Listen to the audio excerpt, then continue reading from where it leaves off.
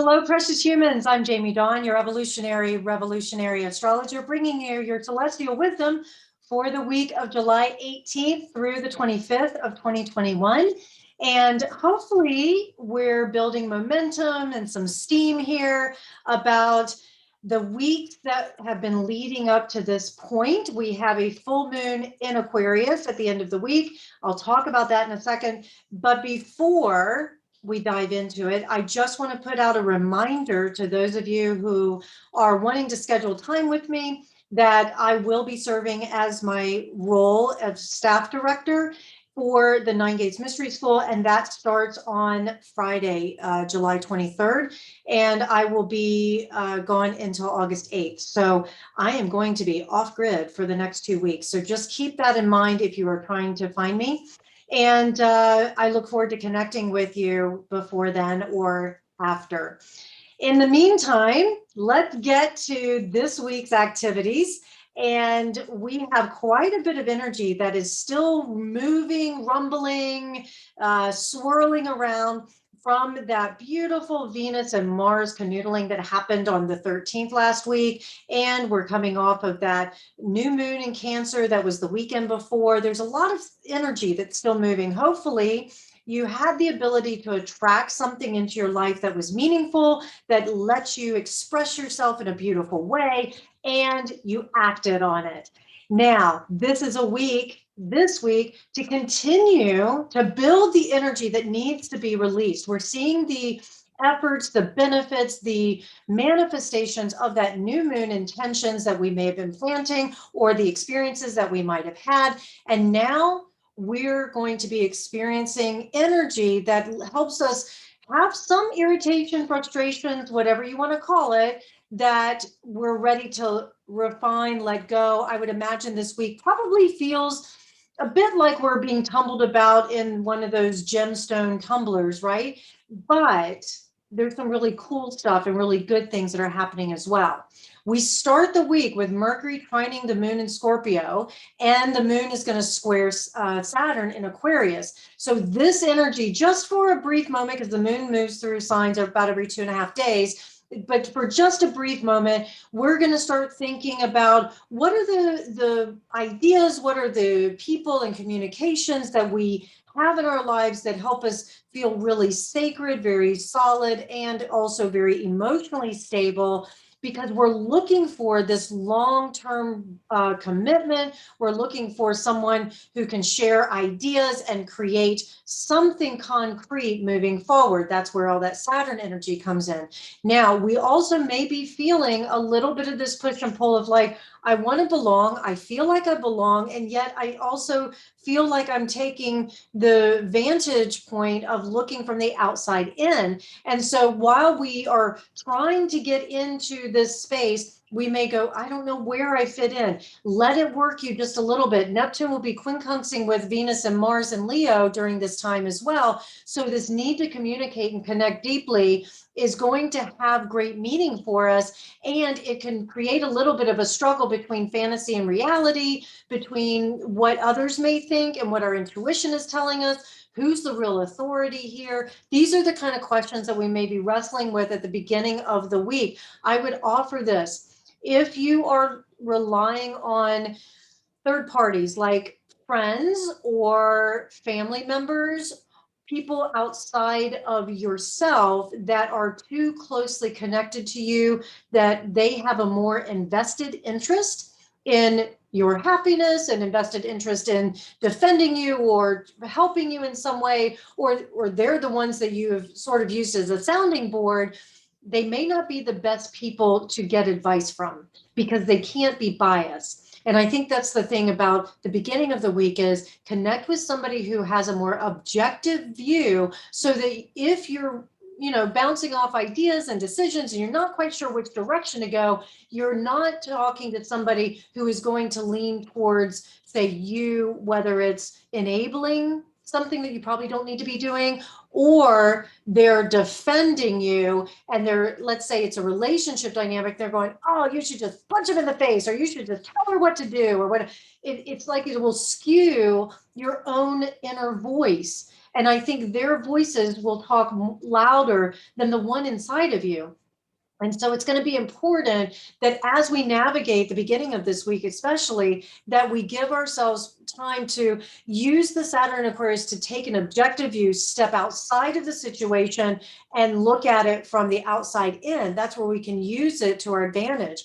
Mercury will be sextile Uranus also at the beginning of the week, giving us maybe some sudden news about our family or about where we belong. Maybe this intuitive hit that we're needing in order for us to start feeling like we're moving forward, or to feel as though, oh, here's another piece of information that can support my best self. Chiron will be trining the moon when it moves into Sagittarius, and that gives us an opportunity for some healing and some experiences that we can have where we can express our individual ideas and our adventurous spirit. And that's why it's really important that if you are talking with your friends and family, or those who are not as objective, that you come back, create a little space, process, and then check in with yourself again and express yourself from that centered place, from that place of truth inside of you, because only you know what's right for you. On July 22nd, Venus moves into Virgo. Virgo is our sign that has to do with what's useful, what's not, discrimination, critical thinking, organization, creative expression, all of these things for the essence of being of great service. And Virgo also loves to be able to take something, we'll say chaos, and create real ordered, structured environments and things that we can actually use in a very practical way. And this is a wonderful energy for a teacher, right? I often think of Virgo as being the perfect teacher schedule, right? When they're putting together their, like, what's the curriculum for the day? What's the curriculum for the week? What do we ultimately want to learn from this? And then how do I disseminate that information? It's all perfect with this full moon at the end of the week on the 24th, which will be in Aquarius, because we'll be wrestling around with, hey, what is it that is beneficial or in alignment with my values here? And I can use my discrimination to say, yeah, I align with this person, or I align with this job, or I align with this spending my money in this way, because we're dealing with Venus. So it's relationships. It has to do with finances. This is also where we can attract opportunities to be of greater service. And when I'm using the word of very particularly here with service, because oftentimes we hear the word I'm in service, and that has more of an obligation and a dutiful kind of feeling to it, which there's nothing wrong with that. But if we come from an of service place, it has more of a devotion, because Virgo also is part of that devoted, ritualistic. I think of the Vestal Virgins who kept the fire going in the temple. And so they were there because they were devoted to something greater than themselves. They were devoted to making sure that this fire continued to burn so that those who needed it could warm themselves by it, could see the light, to have hope, to find we also know we use fire for cooking, right? There's that practical piece of it. So all of this to say, we're going to be looking at our gifts, and we're going to say, what situations and people can I attract in my life, or have I attracted, that I'm able to now be of great service and to show how I'm devoted to those situations and those people. This is a great opportunity to deepen the relationship connections that you have, because you're devoted to expressing yourself to someone that feels in alignment with you. This is also where wholeness unto ourselves is about Venus in Virgo, where it doesn't mean that we don't want partnership. It means that we have an opportunity to look at all of the moving pieces and parts in our lives that we can own, the shadow, the light, the good, the bad, whatever you want to call it, and that we can say, yeah, you know what, on my own, I'm whole and complete. Now, who do I choose to share that with? We're going to have the sun in Leo on the same day. So this is going to be further energizing us, because the sun is the ruler of Leo. And when the sun, when a planet is in its home sign, it's quite happy. It is able to work and do and express in such a beautiful, comfortable way. And the sun in astrology symbolizes our core essence. It symbolizes who we are, what gives us meaning, our individuality and sense of self. And it is such a major importance here that it allows us to really say, what motivates me? What gives me my passion or my joy? This is a great time for us to really express our creative side, to be able to say, this is who I am and I'm enjoying it, and let me express it in this way. And there's enthusiasm. So if you felt like things were a little stagnant, you felt like there wasn't enough oomph, if you will, things are moving. Now you'll get that extra energy to get out of bed, to get moving, and to create something meaningful and feel like you have a sense of purpose. If for some reason you're in this sort of stuck feeling with the Aquarius full moon, and then of course with Venus moving into Virgo, the sun in Leo, this is a great week to finally let go of that dead end job, let go of that codependent relationship, let go of the bad habit that you might have started or that you've held on to for too long. Again, that Venus in Virgo loves to have good habits. It needs habits and routine in order to express itself in its best way. This is a great time to do it. Full moons in astrology are typically the time of completion. That's why I'm emphasizing this Aquarius full moon.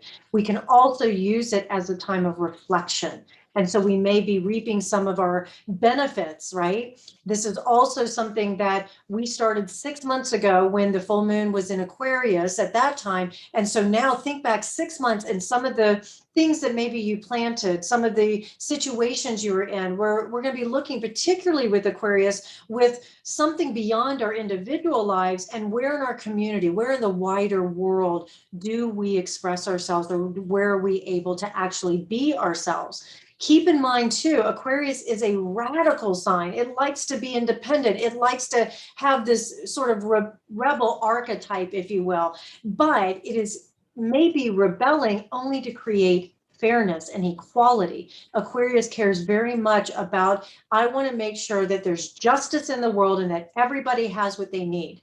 Now, what we may be looking at too is that we want to create change collectively, but as we know, the greatest change is the one within ourselves. And this full moon is going to ask us to make radical changes.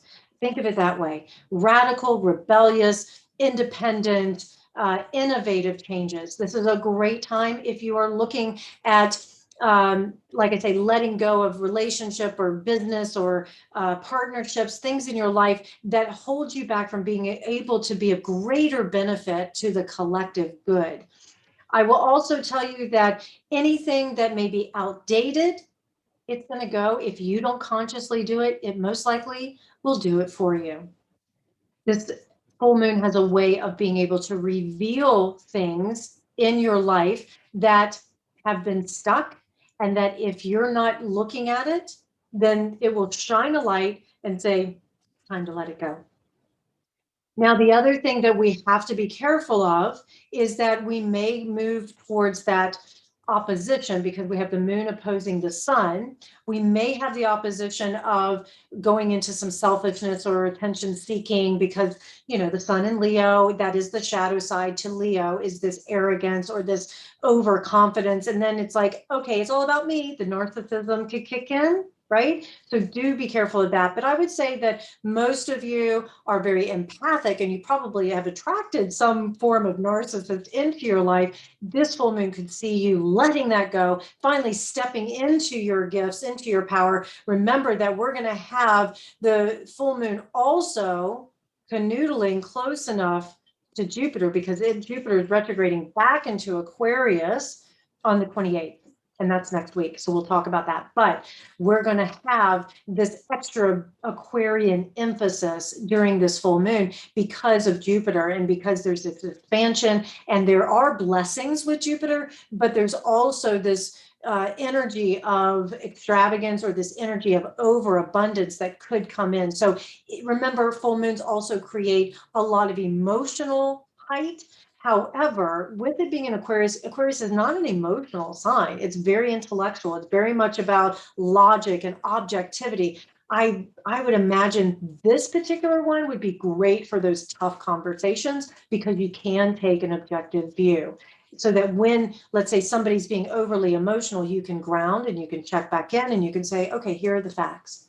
I will say another challenge to this full moon could be in the compassion sector. So if you are feeling like it's just the facts, try and create a little space to let processing of emotions to come in. Remember, not all conversations are settled at one time. So please give yourself time to maybe revisit it, table it when the emotions have calmed down a little bit.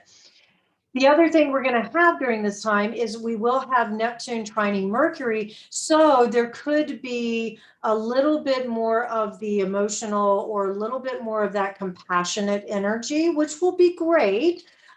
Most likely, this could also create a little bit of challenge with what's reality and what's fantasy. And this full moon could reveal where we may have over fantasized something, had an overactive imagination, and now the truth is here. Now we have to deal with it. But I would also say that because we've got the moon canoodling with Saturn and then Jupiter getting close enough to Jupiter as well, and making a trine to this north node, this full moon feels like it's a fate or a destiny kind of thing. So create your own destiny, but I feel like this one also is going to have some fated energy to it as well, meaning there's going to be a circumstance, a conversation, something that may occur that will set the stage for the future that you can't control. You're just going to have to go with it. And when it shows up, remember that it's there for your betterment. And I offer this, that when I say fated moment, that doesn't mean that it's negative. It just means that you have to deal with it. It's right in front of you. So when it shows up, embrace it and keep reminding yourself, you're never given more than you can handle. Okay. We have the tools. We're ready for it. We get what we need. All right, you guys, I really hope that this helps. Please like, subscribe, share, comment. Come find me at jamiedawn.com. Again, reminder, I will be off grid July 23rd to August 8th. I do look forward to connecting with you before or after. And thank you so much for everything, for just showing up, not only for me and for those that you care about, but showing up for yourself because you do matter. All right, you guys, have such a great week.